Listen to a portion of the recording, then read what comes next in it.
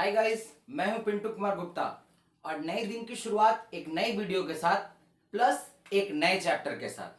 आज हम लोग जो चैप्टर स्टार्ट करने वाले हैं वो है retirement and death of A partner. ये क्या है? जिसने एडमिशन को अच्छे तरीके से सीख लिया है ना, वो इसे ऐसे सीख जाएगा। बस करना कुछ नहीं है, समझना ध्यान से। हम लोग सबसे पहले रिटायरमेंट को पकड़ेंगे, उसके बाद डेथ को पकड़ते हुए ये भी चैप्टर कंप्लीट करेंगे। बट इसके कॉन्सेप्ट को जानो कि ये है क्या। हम लोग जानते थे कि एडमिशन में ए और बी दो मान लो पार्टनर है, सी एक पार्टनर है। वो बंदा बिजनेस में एडमिट करना चाहता है तो ए और बी के कंसेंट में वो भी आ जाता है बिजनेस पे। उससे सारे जितने ट्रीटमेंट थे हम लोगों ने कर लिए। अब रिटायरमेंट क्या है सर? रिटायरमेंट यह है कि पार्टनर को यह राइट है कि वो कभी भी अपने आप को रिटायर करवा सकता है अपने इस पार्टनरशिप फर्म से। क्लियर है? अब मान लो हमको ए पसंद नहीं आ रहा है, नहीं आ रहा है। वो क्या है, ए को बिजनेस नहीं भा रहा है, वो बहुत दिन कर लिया, अब वो बोर हो गया, कोई भी रीजन हो सकता है, एक एग्जाम्पल लेकर के चल रहा है। तो वो प्रायर नोटिस बाकी सारे पार्टनर को देगा कि मैं एक डेट को रिटायर कर जाऊंगा, मुझे नहीं रहना है, नहीं रहना है यहाँ पे। तो ये क्या करेगा, ये बिजनेस से चला जाएगा, मतलब अब ये बिजनेस में है नहीं। ठीक है? तो इसे ही हम लोग बोलते हैं retirement of a partner.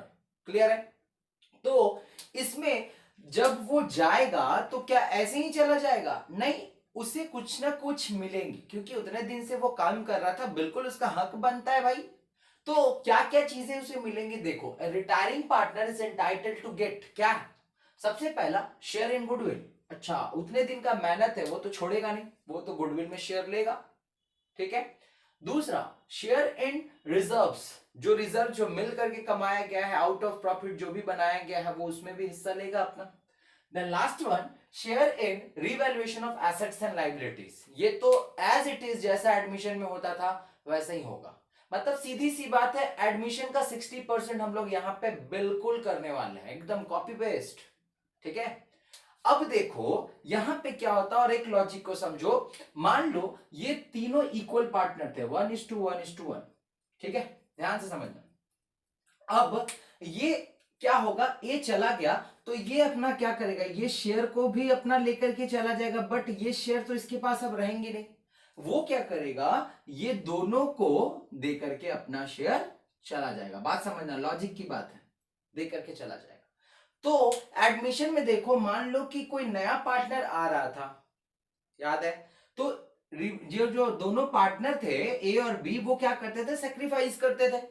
But यहां पे ए जब चला जा रहा है तो अब वो क्या होगा, अब अपना शेयर दोनों को बी और सी, मतलब जो रिमेनिंग पार्टनर है उसको दे करके चला जाएगा। भाई उसके बदले में ये सारी चीजें लेके चले जाएगा, बट उसके पास जो शेयर था वो दे करके चला जाएगा।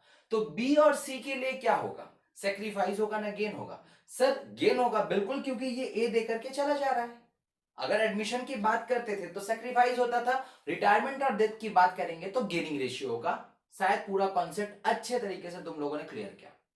तो बस अब देखो कि इसमें क्या क्या ट्रीटमेंट हम लोगों को सीखनी है। देखो, calculation of new profit sharing ratio and gaining ratio.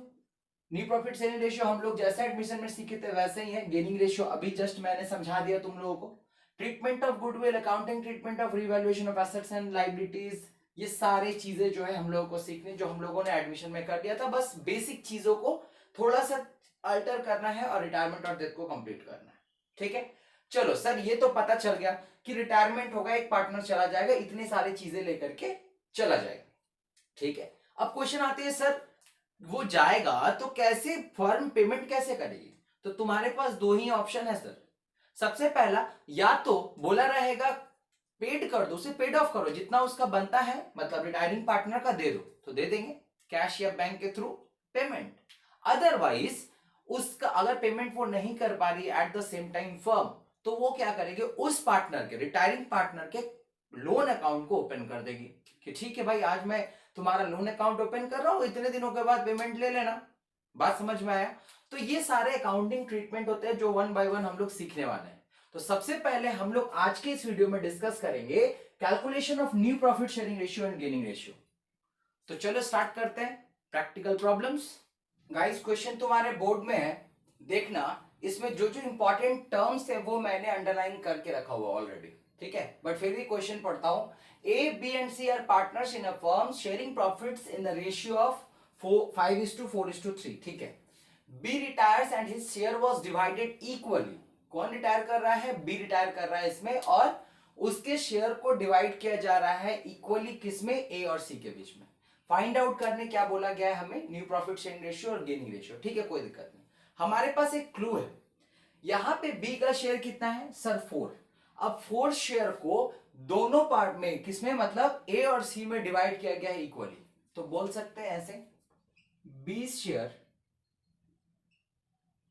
Are divided, देख लो, B share are divided equally between A and C, that is 1:1। तो अब लॉजिक की तो बात ये है कि क्या ये ए और सी के लिए गेन है ना? ए और ए में 1:1 में ले रहा है ए और सी, मतलब यही तो है गेनिंग रेशियो।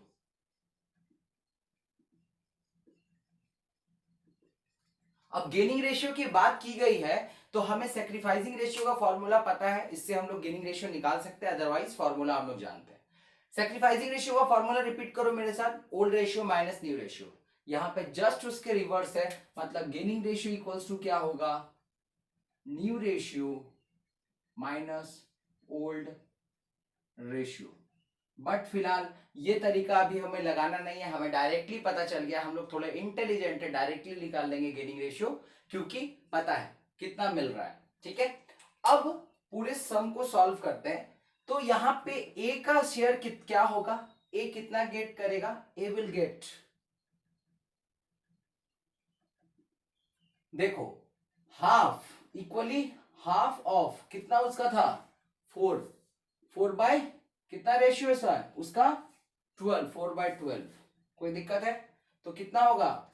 4/24, ये उसे मिलेगा 4/12।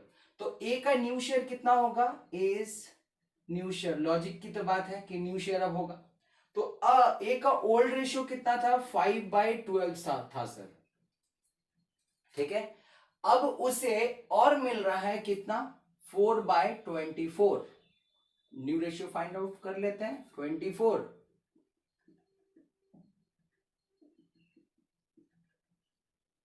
कोई दिक्कत है? देख लो, वही हो गया। देन अब क्या करना है? अब बी का उसी तरीके से फाइंड आउट करना है। बी विल गेट, बी ने, बी तो रिटायर हो गया, सी विल गेट, सी का ओल्ड रेशियो कितना है सर? 3/12 प्लस ये होगा, उसे वो मिले, पहले देखना पड़ेगा कि कितना गेट करेगा। क्या करेंगे बोलो? यहां पे करना है हाफ, इसे भी मिलेगा किस रेशियो का? 4/12, मतलब 4/24 इसे भी मिलेगा, इक्वली है, देखो दोनों सेम है। ठीक है, तो अब सीज न्यू शेयर क्या होगा? सीज न्यू शेयर सर 3/12 तो ऑलरेडी थी, और 4/24 और एड ऑन हो गया, 24 एलसीएम 6 + 4, 10/24। कोई दिक्कत है?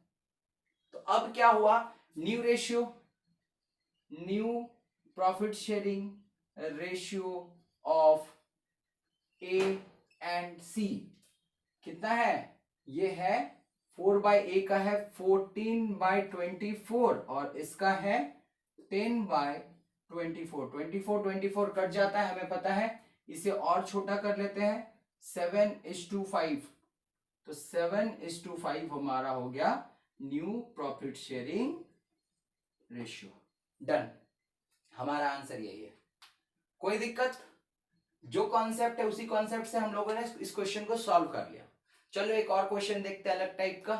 तो हमारा दूसरा क्वेश्चन डायरेक्टली गेनिंग रेशियो से रिलेटेड है। देखो, A B C and D are partner sharing profits and loss in the ratio of, old ratio इतना दिया हुआ है रिस्पेक्टिवली।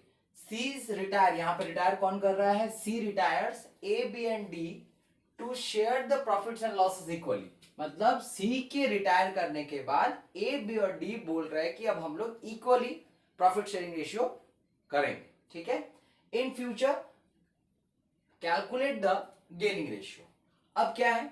अब देखो, गेनिंग रेशियो का हमें तो पता है कि गेनिंग रेशियो क्या है? New ratio minus old ratio. ठीक है, क्वेश्चन में ऑलरेडी ओल्ड रेशियो गिवन है, देखो old ratio of A B D given है, ये लिख दिया हमने। देन न्यू रेशियो देखो यहाँ पे क्या है, इक्वली बोला गया है, मतलब अब कितने पार्टनर है, ए बी और डी, मतलब क्या हो गया 1:1:1। क्लियर सब बात है। तो जब हमें ओल्ड रेशियो और न्यू रेशियो गिवन है तो हम गेनिंग रेशियो क्यों नहीं निकाल सकते, आराम से निकाल सकते हैं सर। फॉर्मूला बैठाना है new ratio minus old ratio, तो हमने वही किया। एज गेनिंग रेशियो क्या है, ए का ओल्ड रेशियो कितना था देख लो 1/3, और न्यू रेशियो कितना था 1/3, और ओल्ड रेशियो देखो 1/3 ही था, मतलब 0। इसने ना कोई गेन किया, कुछ नहीं से कुछ नहीं मिलेगा। ठीक है, नेक्स्ट बी का न्यू रेशियो कितना है 1/3 ही होगा, 1/3, और ओल्ड रेशियो कितना था देख लो 1/6। तो पता चला कि 1/6 का ये क्या हो रहा है, ये हो रहा है गेन सर, गेन। क्लियर है। उसी तरीके से डी का ओल्ड रेशियो कितना है 1/3, और न्यू रेशियो कितना 1/3, और ओल्ड रेशियो कितना है 1/6। तो हमने देखा और 1/6 ये भी गेन किया। तो अल्टीमेटली हमें ये पता चल गया कि gaining ratio of A B and D is क्या होगा 0, 1 और 1, क्योंकि 6 तो कट जाना है। ठीक है, यही है हमारा आंसर। क्लियर है। तो होप सो, उम्मीद करता हूं यही कि ये दोनों टॉपिक तुम लोगों को अच्छे तरीके से क्लियर हो गई होगी। इससे कोई टफ में मत लेना, ये एकदम पहले जैसा ही है, बस यहाँ पे फॉर्मूला चेंज हुआ है। ठीक है, तो अब जो हम लोग बात करेंगे वो बात करेंगे नेक्स्ट वीडियो की, और नेक्स्ट वीडियो में भी उम्मीद करता हूं तुम लोग मेरे साथ बने रहोगे। तब तक के लिए stay with me, thank you.